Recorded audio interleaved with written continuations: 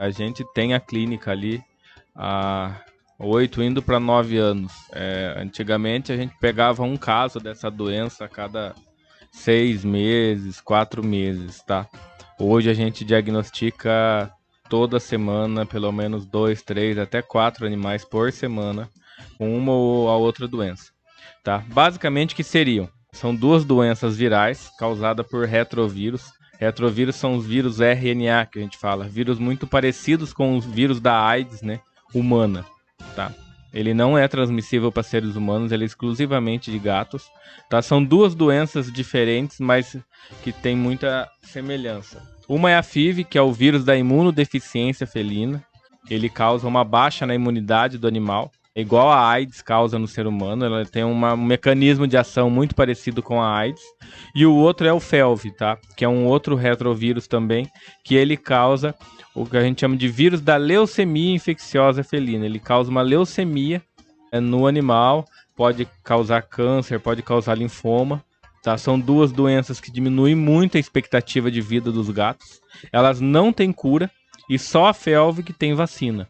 Então, assim, a prevenção dessa doença é bem complicada, até porque a vacina contra a FeLV hoje, até a Pfizer lançou no começo do mês passado mais uma vacina contra a FeLV isolada, mas ainda não tem 100% de segurança. Então é uma doença bem grave, porque ela é letal, não tem tratamento. O tratamento é apenas paliativo, é sintomático, não tem cura, né? Então a gente apenas mantém esses animais com uma certa qualidade de vida por um período de tempo curto, e esses animais acabam vindo a óbito aí em função dos agravantes da doença, né? Das outras infecções aí que o animal pode pegar.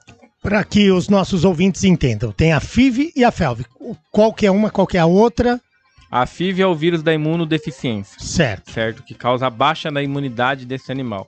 E a FeLV é o vírus que causa a leucemia no animal. Sim, a FIV é mais parecido com a AIDS. Mais parecidos com a AIDS. A gente tem muito, principalmente no caso de FIV, muitos animais assintomáticos. Igual vamos falar quem tem o vírus da AIDS e a pessoa que tem a síndrome da imunodeficiência. Às vezes você faz fazer o teste na clínica, que é o teste de ELISA, né, o teste rápido. O animal não está sintomático, o animal está bem, está saudável, está gordo, está se alimentando bem, você acaba fazendo, e o animal é um portador. Vamos falar, não apresenta os sinais clínicos da doença ainda, mas ela pode vir a aparecer e aí baixar a imunidade desse animal e, por exemplo, ele vir morrer de uma gripe. E como que você evita para que esses animais não sejam infectados com esses vírus? Basicamente é o seguinte, Henrique, a transmissão dessa doença geralmente é por contato, tá, entre um animal e outro, fezes, lambedura, leite, sêmen. Antigamente era uma doença muito comum em gatos machos não castrados que tinham acesso à rua porque eles brigam mais e tudo mais. Hoje a gente está encontrando uma prevalência muito grande em gatos de dentro de casa, porque a mãe, a gata, também pode transmitir para os filhotes via placenta, no momento da amamentação, ela pode contaminar.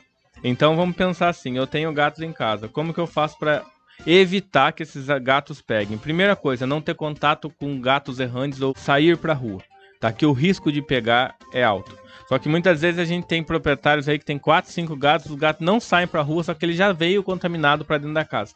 E a gente sempre fala, a introdução de um gato novo, 2 semanas mesmo, eu estava com um cliente na clínica, ele tem 7 gatos e estava introduzindo um gato. Até eu falei para ele, a primeira coisa é testar os animais, tá? Para saber quem é positivo, quem é negativo. Porque muitas vezes assim, meu gato não sai para a rua, ele só fica dentro de casa. Não tem como ele sair para a rua, é tudo muito fechado.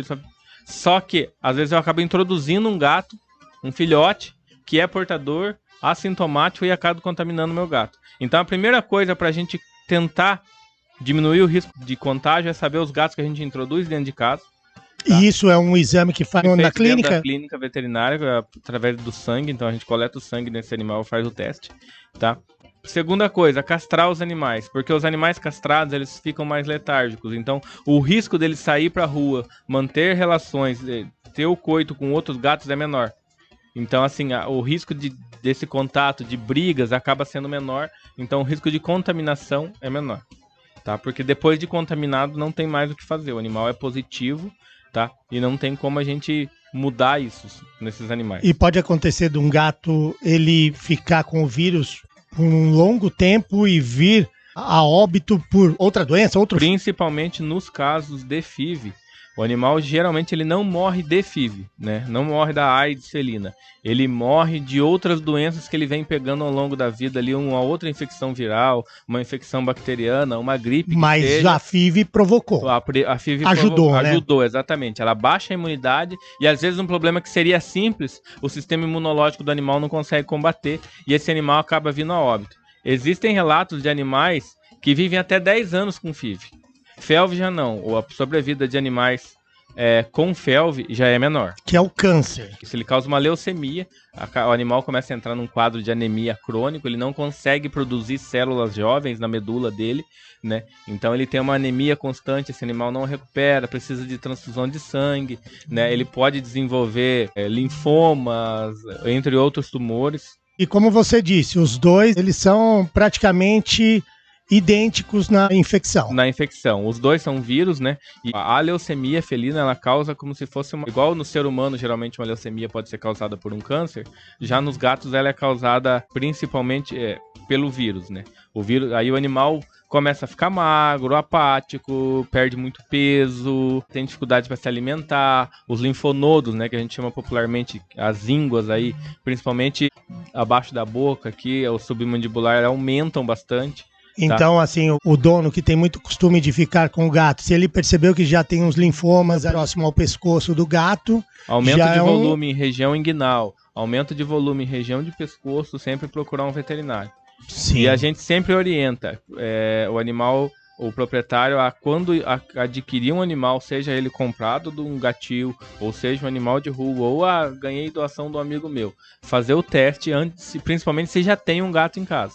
Fazer o teste antes de introduzir esse novo animal, porque não é saudável o animal não contaminado acabar convivendo com o outro, porque eles acabam se lambendo, eles têm hábito de higiene juntos, eles usam a mesma caixa de areia, bebem água no mesmo pote, e isso pode levar à transmissão da doença.